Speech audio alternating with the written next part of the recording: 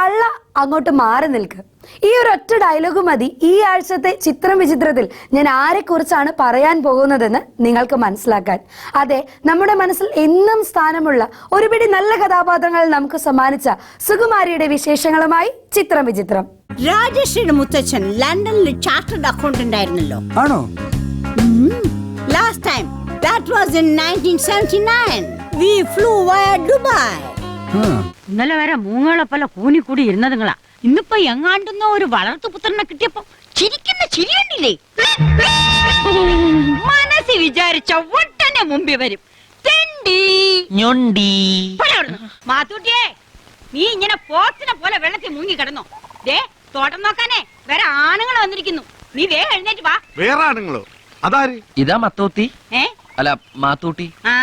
ഇയാളെങ്ങനെ വെള്ളത്തിൽ ഇങ്ങനെ പൊങ്ങിക്കിടക്കുന്നേ?